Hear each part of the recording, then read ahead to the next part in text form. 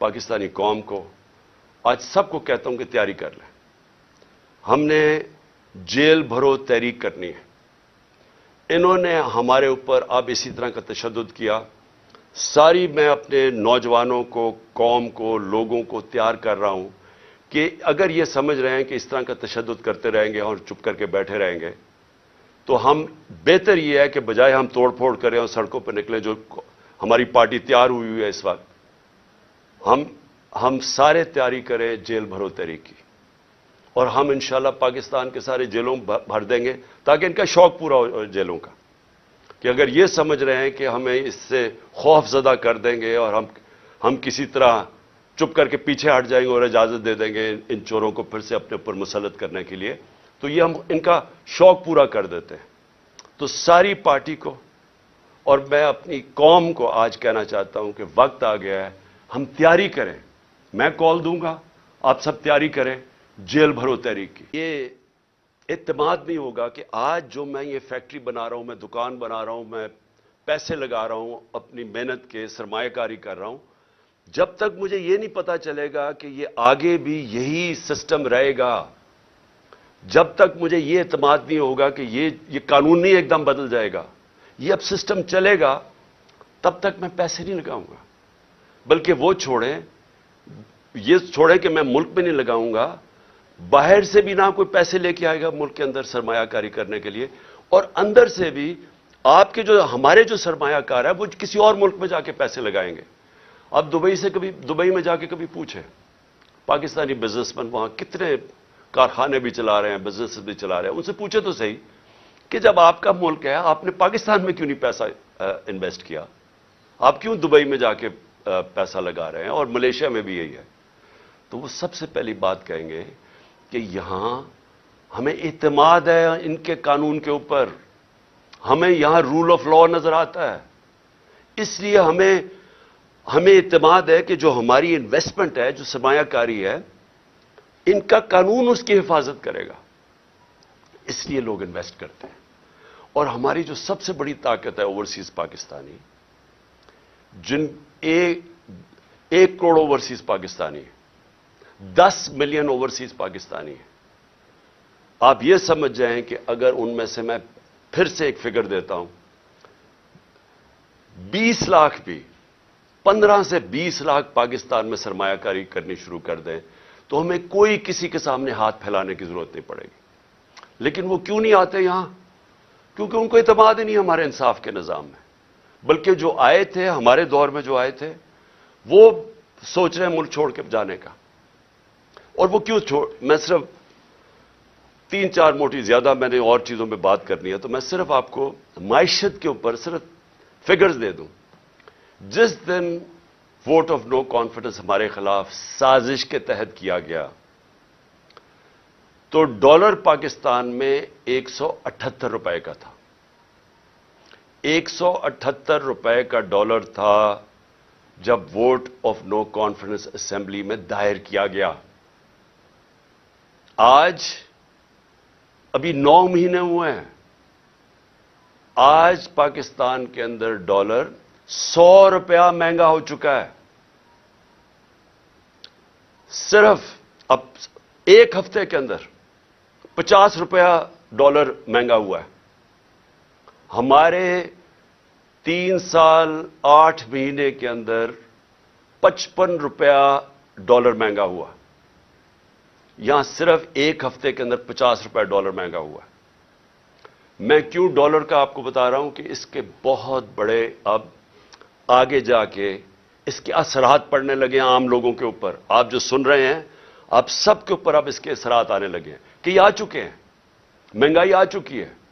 ابھی بھی جو مہنگائی ہے 50 سال میں پاکستان کی تاریخ میں سب سے زیادہ مہنگائی ہے.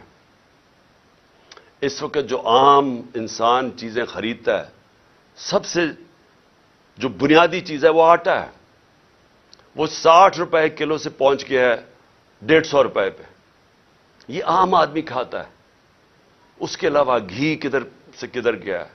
اور جو لوگ بجلی استعمال کرتے ہیں، گیس کرتے ہیں، یہ سب مہنگی ہوئی اور مزید اور مہنگی ہونے جا رہی ہیں. جیسے جیسے روپیہ گرے گا، جو چیز ہم باہر سے خریدتے ہیں، جس میں جدھر بھی امپورٹ شامل ہیں وہ سب مہنگی ہوتی جا رہی ہیں اور ہوں گی آگے جا کے.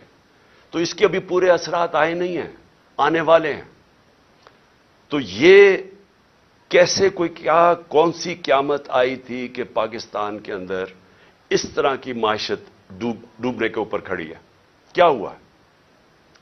تیل کا ہی کہتے ہیں نا اثر ہم تیل امپورٹ کرتے ہیں. تیل جب مہنگا ہوتا ہے, بجلی مہنگی, اس کا سارا اثر پڑ جاتا ہے ٹرانسپورٹ پہ, ہر چیز پہ, اور جب وہ ہر انسان کو افیکٹ کرتی ہے.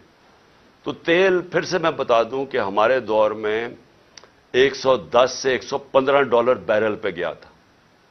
آج پہلے کوئی $75 پہ چلا گیا تھا نیچے گر کے, اب کوئی $85 کے اوپر تیل ہے بیرل. تو کس وجہ سے یہ ایک دم یہ جو طوفان آ گیا مہنگائی کا, اور ہر چیز مہنگی اور روپے پہ پریشر. آج پاکستان کے ریزروز ادھر پہنچ گئے ہیں جدھر ہم نے جب ایٹمی دھماکہ کیا تھا تو اس سے بھی نیچے پہنچ گئے ہیں. تو جو ریزروز, اگر آپ اس کا مطلب یہ کہ جب آپ کے ریزروز گرتے ہیں تو روپے پہ پریشر پڑ رہا ہے, اور جب ریزروز گرتے ہیں اس سے بھی خوفناک چیز جو ہم سب کو, ہم سارے پاکستانیوں کو تشویش ہوگی سن کے کہ ہماری سیکیورٹی پہ اس کا افیکٹ جاتا ہے. ہندوستان کے ریزروز کچھ پتہ نہیں $550 ارب ہیں, $550 ارب ہیں. ہمارے $3 ارب سے بھی نیچے گر گئے. تو کہاں $550 ارب اور کہاں $3 سے نیچے گرنے کا. صرف آپ کو اگر کبھی آپ کو دل کے اوپر اگر تکلیف پہنچانی ہے تو ہندوستان کی چینلز دیکھیں آج کل وہ کس طرح پاکستان کا نام لے رہی ہیں کہ یہ صرف 9 مہینے کے اندر ملک کدھر سے کدھر پہنچ گئے. اب میں جو یہ امپورٹڈ گورنمنٹ کے imported finance minister Ishaq Dar, پہلے تو انہوں نے بڑی بڑکیں ماری کہ 200 سے میں نیچے ڈالر کروں گا. پھر IMF کو انہوں نے دھمکیاں دی, پھر موڈیز جو ریٹنگ ایجنسیز ہے اس کو دھمکیاں دی, اور آج اپنے گھٹنے ٹیک لیے ہیں. اور آج کہہ رہے ہیں کہ جی کرتا تو سب کچھ اللہ ہے, اس کی مرضی کے بغیر تو کچھ نہیں ہوتا, لیکن اللہ نے بھی کوئی کنڈیشنز لگائی ہوئی ہیں کہ میں تب تمہاری مدد کرتا ہوں تب تم یہ چیزیں کرو. اور اس کے بعد خیرات کے اوپر آ گئے ہیں کہ خیراتی اداروں کو کہیں گے کہ وہ آ کے مدد کریں پاکستان کی. اس کا مطلب کوئی روڈ میپ, کوئی سلوشن نہیں ہے, کوئی آگے راستہ نہیں ہے. ان کو کوئی پتہ نہیں ہے کہ اب یہاں سے آگے جانا کیسے. اور میں آپ کو پیشن گوئی کرتا ہوں کہ یہ جو امپورٹڈ سارے لوگ مسلط کیے گئے یہ بھاگنے کی بھی تیاری کر رہے ہوں گے. ان کا سٹیٹ پاکستان میں نہیں ہے. اسحاق ڈار کے اور ان کے بچوں کی ذرا پراپرٹیز دیکھیں اور ان کے پیسے باہر کتنے پڑے. ان کا جو ماسٹر ہے نواز شریف, اس کی ذرا رہن سہن لنڈن میں دیکھیں کتنا ہے. آصف زرداری کی کتنی پراپرٹیز باہر پڑی ہوئی ہیں, یہ سب کو پتہ ہے, ہماری ایجنسیز کو پتہ ہے. جو آج لوگ ان کی مدد کر رہے ہیں, جو ہینڈلرز پیچھے سے بیٹھ کے, ان سب کو پتہ ہے کہ ان کی پراپرٹیز کتنی باہر پڑی ہیں, کتنا پیسہ اس ملک کا چوری کر کے گئے. تو آج یہ کہہ رہے ہیں کہ خیرات پہ پاکستان, یعنی کہ بیرون ملک لوگ پیسہ خیرات کے اوپر پاکستان دے اور اپنا پیسہ باہر رکھا ہوا ہے. کون ان کو پیسہ دے گا؟ تو اس کا مطلب ان کے پاس کوئی روڈ میپ نہیں ہے. تو پہلے تو اکنامکلی آج میں نے بتانا تھا کہ آج ہم کدھر کھڑے ہیں. اس کے بعد دوسری چیز آ جائے جو میں نے شروع کی تھی بات, انصاف اور رول آف لا کی. جو آج ہمارے بنیادی حقوق, فنڈامنٹل رائٹس, جس طرح ان کو مسترد کیا گیا, جس طرح ان کی وائلیشن کی گئی اس جب سے یہ امپورٹڈ حکومت ہمارے اوپر بیٹھی ہے. میں پھر سے ریپیٹ کرتا ہوں, جنرل مشرف کے مارشل لاء میں اپوزیشن میں تھا, مجھے جیل میں ڈالا گیا, لیکن میں آپ کو یقین دلاتا ہوں کہ اس طرح کا کبھی ہم نے ایسا ظلم نہیں دیکھا جو انہوں نے کیا. میں صرف نام لکھے ہوئے ہیں کہ جو انہوں نے ہمارے ساتھ کیا. ڈاکٹر شہباز گل, ایک یونیورسٹی پروفیسر, باہر امریکہ کی یونیورسٹی میں پڑھانے والا, اپنا سب کچھ یعنی بڑی سیلری چھوڑ کے آتا ہے پاکستان, اس کو ننگا کر کے جو تشدد کیا گیا, الٹا لٹکایا گیا. یعنی اس نے جرم کیا کیا تھا؟ کوئی ہمیں بتائے جرم کیا کیا تھا اس نے. اور مجھے افسوس سے کہنا پڑتا ہے کہ ہمارے انصاف کے نظام نے اس کے فنڈامنٹل رائٹس کی حفاظت نہیں کی. اس کے اوپر مزید اور کیسز کر دیے گئے. کبھی وہ کراچی جا رہا ہے تو کبھی بلوچستان میں کیسز کر رہے ہیں. تو کوئی یعنی کدھر گئے ہمارے فنڈامنٹل رائٹس؟ کون سے ملک کے اندر جو اپنے آپ کو جمہوریت کہتا ہے وہاں لوگوں سے ایسے ہوتا ہے جو اس سے ہوا؟ ابھی تک وہ ریکور نہیں کیا شہباز گل. ابھی تک جس طرح اس کے اوپر تشدد کیا گیا, ابھی تک اس کا اثرات اس کے اوپر ہے. کوئی اس کو انصاف ملنے کی آس پاس سے کوئی نظر نہیں آ رہا, بلکہ ابھی بھی کیسز بھگت رہا ہے وہ. اور ایک آدمی جو ملک کی مدد کرنے آیا تھا, اپنی سے بڑا آئیڈیلزم لے کے آیا تھا, وہ پیسے خرچ کر رہے وکیلوں کے اوپر, اپنے کیسز کے اوپر. میں اس کی اس لیے مثال دے رہا ہوں کیونکہ شاید ملک کے غدار ہوں, کوئی دہشت گرد ہوں, تو شاید ان کو تو ایسے ٹریٹ کرتے ہوں, لیکن ایک پولیٹیکل آدمی ایک سٹیٹمنٹ کے اوپر اس کے اوپر یہ ظلم کیا گیا. پھر جو اے آر وائی کا جو اس وقت جو ٹی وی چینل کا اس بیچارے کا جو نیوز ایڈیٹر ہے, اس کو کوئی کام ہی نہیں تھا, اس کو رات کے 3 بجے اٹھا کے لے گئے. مجھے ایک نہیں سمجھ آتی کہ رات کے 3 بجے کیوں اٹھانے آتے ہیں؟ کیوں یہ کیا ایک مہذب معاشرے میں وارنٹ نکلتی ہے, آپ گھر پہ جا کے وارنٹ ڈیلیور کریں اور آپ اٹھا لیں ان کو. لیکن صبح کے 3 بجے جا کے سارے گھر میں اندر دروازے توڑ کے اندر گھس جاتے ہیں, وہاں جا کے ان کی عورتیں ہیں, بچے ہیں, ان کے سامنے یہ ظلم کر رہے ہیں. یہ جو اے آر وائی کے جو نیوز ایڈیٹر, ان کے بچوں کے اوپر ابھی تک اثر رہا ہے کہ جو انہوں نے اس طرح کیا. 25 مئی کو جو انہوں نے ہمارے ساتھ کیا, 25 مئی کو لوگوں کے گھروں میں گھسے, 3 بجے تک رات کے لوگوں کے گھروں میں گئے, وہاں اسی طرح دروازے توڑ کے گئے. ایک جو میجر صاحب تھے, ان کے گھر میں جب دروازہ توڑ کے گئے تو انہوں نے گولی چلائی. کسی کو کیا پتا کہ ڈاکو آ گیا, کون آ گیا رات کو, تو وہ بیچارہ سپاہی بیچارہ ایسے مارا گیا بیچ میں. ذمہ داری ان کی تھی جنہوں نے آرڈر کیا, اور اس کو اٹھا کے لے گئے, اور اس کو پھر اس کے اوپر تشدد کیا. اس کے بیٹا, اس کا کوئی قصور ہی نہیں تھا, وہ کہہ رہے ہیں میجر صاحب کہ میں نے گولی چلائی ہے. اس کے بیٹے کو لے گئے, اور اس جو بیٹے کے اوپر تشدد کیا, کتنے مہینے رکھ کے, کدھر گئے فنڈامنٹل رائٹس؟ اور اس کے بعد اعظم سواتی سینیٹر, باہر پیسے اس نے جا کے پیٹرول پمپ کے اوپر امریکہ میں کام جھاڑو دے کے اپنی بزنس بنائی, پیسہ بنایا, اور وہی آئیڈیلزم لے کے وہ پیسہ سب اپنا پاکستان بھی لے, پاکستان بھی آ گئے, سینیٹر بن گئے. ایک ٹویٹ کے اوپر, اور ٹویٹ اتنی سچی ٹویٹ ہے کہ باجوہ کو کہہ رہے ہیں کہ آپ نے NRO2 دیا, ساری قوم کہتی ہے اس نے دیا, اس میں تو کوئی شک نہیں ہے. اس کے اوپر جو تشدد کیا گیا, بچوں کے پوتے اور پوتیوں کے سامنے صبح کے 3 بجے گھس کے اس کو پہلے مارا, پھر حوالے کیا گیا نامعلوم افراد کے جن کا نام بھی انہوں نے لیا ہے, اور ان کو اس کے اوپر ننگا کر کے پھر تشدد کیا. پھر ایک گندی ویڈیو بنا کے بیوی کو گھر دے دی, بیوی اور بیٹی کو. یعنی یہ کون سی بنانا ریپبلک میں کدھر گئے فنڈامنٹل رائٹس؟ پھر آگے آ جائیں, فواد چودھری پھر صبح کے 3-4 بجے پہنچ گئے گھر, ادھر سے پھر اٹھایا, ہتکڑیاں لگائیں, اوپر کپڑا, یعنی یہ کوئی دہشت گرد تھا کیا تھا؟ اس کو پھر پھرایا چاروں طرف, اور جو اس سے کیا, چھوٹی بیٹیاں وہ ٹراماٹائزڈ, بیٹیوں کے اوپر اثرات ابھی تک. پھر شندانہ گلزار, کیا اس نے شندانہ نے کیا کہ اس کو دہشت گرد بنا دیا؟ یہ جمہوریت ہے آپ اگر کوئی بیان دیتا ہے اس کو مسترد کر دیں.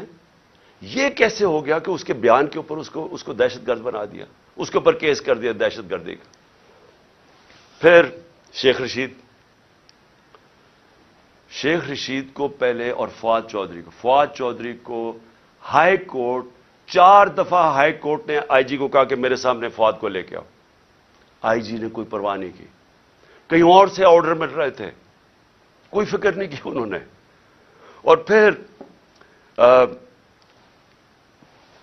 شیخ رشید بیل دے دیتی ہے عدالت, اسلام آباد ہائی کورٹ, اور کیسز ڈال کے اس کے اوپر کیسز پہ کیسز بنائی جا رہے ہیں, اور اس کو رکھا ہوا ہے.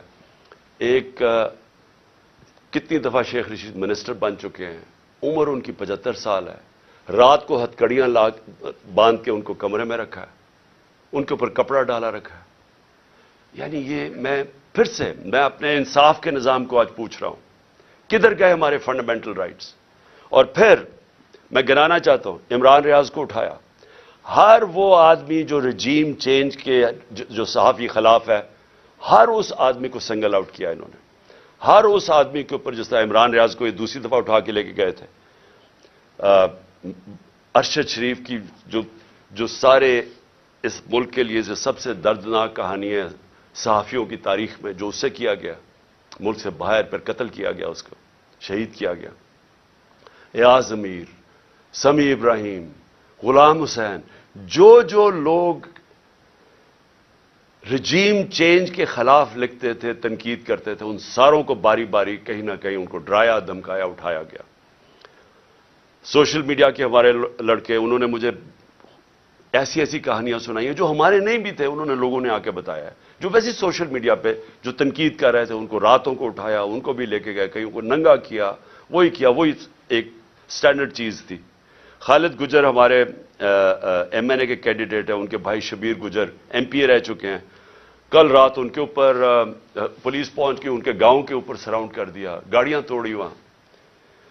فروخ حبیب, اس کے اوپر ڈکیتی کا کیس ڈال دیا.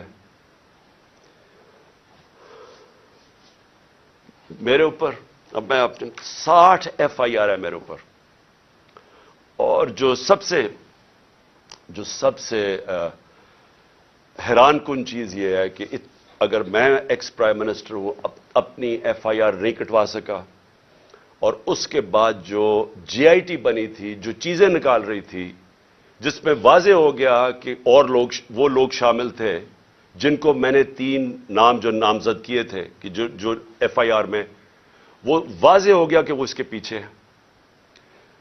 نہ وہ, پھر سے میں کہتا ہوں کہ جو ڈی پی او گجرات, نہ وہ اپنا فون دینے کے لیے تیار تھا, اس کو بھی کہیں سے حکم آ رہا تھا. نہ سی ٹی ڈی کے اندر وہ جو ایس پی تھا, نہ وہ تیار تھا اپنا فون, جس میں اس نے وہ جو دوسری ویڈیو بنائی تھی, وہ جو شوٹر تھا نوید یا ندیم, نہ انہوں نے دیا, نہ انہوں نے کوآپریٹ کیا. لیکن جو رپورٹ درج کروائی گئی عدالت نے, جے آئی ٹی نے عدالت میں جو رپورٹ درج کروائی, اس کے اندر یہ چیز واضح ہو گئی کہ 3 شوٹر تھے, ایک نہیں تھا, تو دینی انتہا پسند کا سارا ختم ہو گیا کیس. لیکن جو سی ٹی ڈی کے اندر جب اس کو نوید کو اٹھا کے سی ٹی ڈی لے کے گئی, تو وہاں 5 نامعلوم افراد تھے. کیا کام تھا ان کو سی ٹی ڈی میں؟ تو کیا اگر کسی میں کوئی شک ہے تو اب یہ شک ہٹ جانا چاہیے کہ یہ جن لوگوں نے کروایا تھا ان کا کام میری حفاظت کرنا تھا, انہوں نے یہ کروایا سب کچھ, اور اس لیے وہ کور اپ کر رہے ہیں. کیئر ٹیکر گورنمنٹ کیسے ہو سکتی ہے کہ جے آئی ٹی کی جو پنجاب گورنمنٹ نے نوٹیفائی کی ہوئی جے آئی ٹی, اس کو بند کر دیا, اس کا کام نہیں کرنے دے رہا ہے. کس چیز کا خوف ہے؟ کیونکہ طاقتور لوگوں نے اپنا فیصلہ کیا ہوا ہے کہ اگر وہ قانون کے اوپر ہیں, یہ ہے. اور پھر میں واپس جاتا ہوں کہ یہ سارے جو میں نے آپ کو کیسز اس لیے بتا رہا ہوں کہ یہاں رول آف لا نہیں ہے, یا انصاف ختم کر دیا ہے, یا جنگل کے قانون کی طرف نکل گیا پاکستان.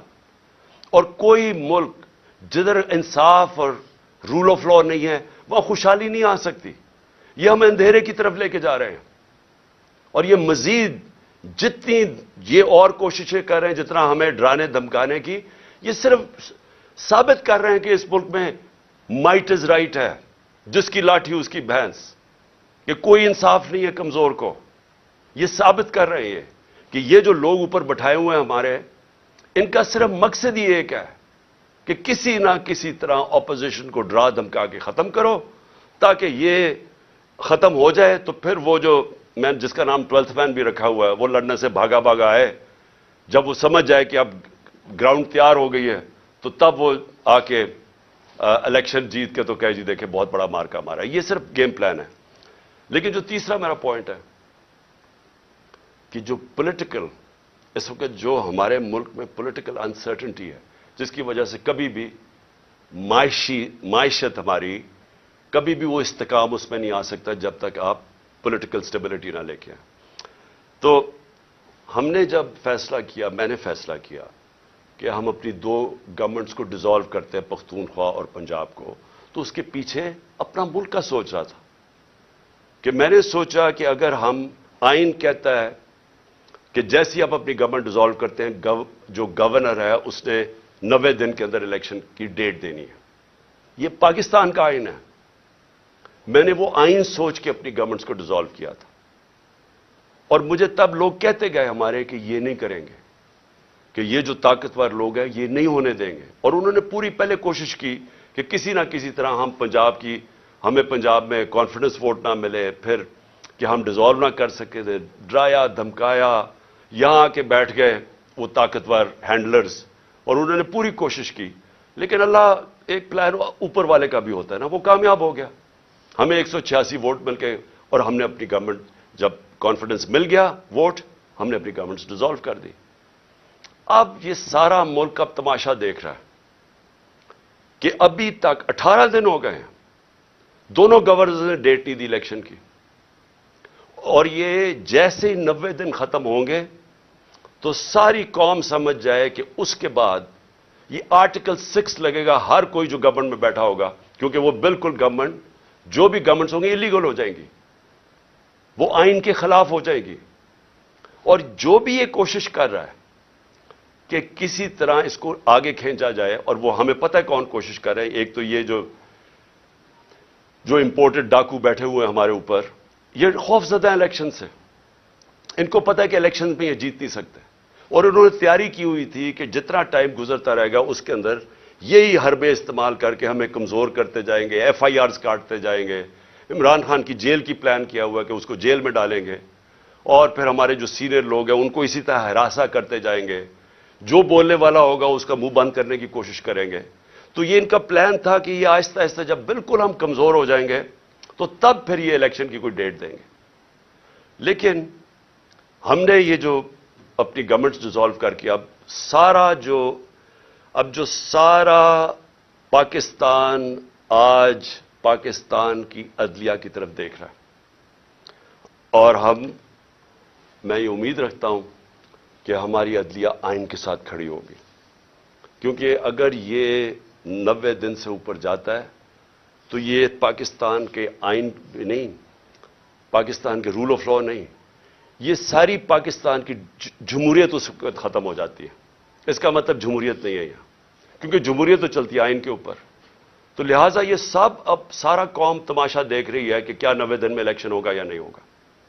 میں ابھی آپ کو کہہ رہا ہوں کہ یہ جو امپورٹڈ حکومت ہے یہ اتنی خوفزدہ الیکشن سے، کیونکہ انہوں نے پوری کوشش کی سب کو ملا کے، جو 16 جولائی کو الیکشن ہوئے تھے، بائی الیکشنز پنجاب میں، اس کے باوجود ہار گئے. پھر اس کے بعد ساری جماعتیں ایک ٹکٹ پہ لڑی، پھر ہار گئی، وہ جو اگلا اکتوبر میں الیکشن ہوا تھا. تو یہ ڈرے ہوئے الیکشن سے، یہ الیکشن سے ڈرے ہوئے ہیں، ملک تباہی کی طرف لے کے جا رہے ہیں. روڈ میپ ہے کوئی نہیں، کوئی چیز کنٹرول میں ان کے نہیں ہے، صرف اور صرف اس ڈر سے کہ الیکشن نہ ہار جائیں. ان کو کوئی فکر نہیں ہے کہ ملک برباد ہو جائے، کیونکہ ان کے پیسے باہر پڑے ہوئے ہیں، ان کا پاکستان میں سٹیک ہی کوئی نہیں ہے. انہوں نے پھر سے میں کہہ رہا ہوں یہ پھر باہر بھاگیں گے. لیکن اس جو ملک میں رہنے والے لوگ ہیں ان سب کو تو سوچنا چاہیے نا کہ ہم کدھر جا رہے ہیں، اور ان کو فکر کرنی چاہیے، ہم سب کو فکر کرنی چاہیے کہ اگر یہ ملک نہیں ہے تو ہم نہیں ہیں. اور اگر جس طرح معیشت تباہ ہوتی جا رہی ہے تو سب سے پہلے تو ہماری ساورنٹی جا رہی ہے، آزادی ہماری جائے گی، اور جو ہم پہلے سے کہہ بیٹھے ہیں. تو میں آخر میں میں ختم کرنے سے پہلے میں یہ جو دہشت گردی ہوئی، دہشت گردی کو بھی پوری کوشش کی گئی کہ کسی نہ کسی طرح اس سے سیاسی فائدہ اٹھایا جائے. میں یہ شہباز شریف کے سامنے رکھنا چاہتا ہوں، کیونکہ شہباز شریف کو کوئی یا تو یاداشت ختم ہو گئی ہے یا پریشر میں آ کے ان کو چیزیں نہیں یاد. تو انہوں نے کہا جی کے پی نے پیسہ نہیں خرچ کیا یا کچھ نہیں کیا یا کے پی ذمہ دار ہے. میں صرف آپ کو بتانا چاہتا ہوں کہ پختونخوا میں 2013 میں جب ہماری حکومت آئی تھی تو تقریباً 700 پولیس والوں نے شہادتیں دے چکے تھے. پولیس ڈیمورلائز تھی، पुलिस के हालात बुरे थे उस वक्त, क्योंकि पुलिस अपने आप को डिफेंड कर रही थी, लोगों को कैसे डिफेंड करती। और सबसे ज्यादा जो कुर्बानी दी वो पख्तूनख्वा और उस अब जो कबायली इलाका उसका हिस्सा बन गया, कबायली इलाके के लोगों में सबसे ज्यादा कुर्बानी, और उसके बाद पख्तूनख्वा के लोगों ने सबसे ज्यादा वॉर ऑन टेरर में कुर्बानी दी थी। इसलिए कल वो इतनी तादाद में निकले हैं अमन मार्च में, क्योंकि उनको खौफ है कि फिर से ऑपरेशन शुरू हुआ तो फिर जिस वक्त ऑपरेशन होगा तो उसमें बेकसूर शहरी मारे जाते हैं जिस तरह पहले वो मारे गए थे। तो इसलिए उनको खौफ आ रहा है कि किसी तरह ये अमन हो वहां, ये फिर से ऑपरेशन ना शुरू हो जाएं। लेकिन जब शहबाज शरीफ ने कहा ना कि हमने कोई तवज्जो नहीं दी, तो मैं जरा सिर्फ आपको फिगर्स बताना चाहता हूं। 9 साल, और मुझे इस चीज का फख्र है कि हम जब 2013 के ऊपर आए तो सिर्फ आप ग्राफ देख लें दहशतगर्दी का, उससे पहले देख लें और उसके बाद सारा दहशतगर्दी नीचे आई, और वो नीचे आई मैं बताऊंगा क्यों आई। और हम जब फेडरल गवर्नमेंट में थे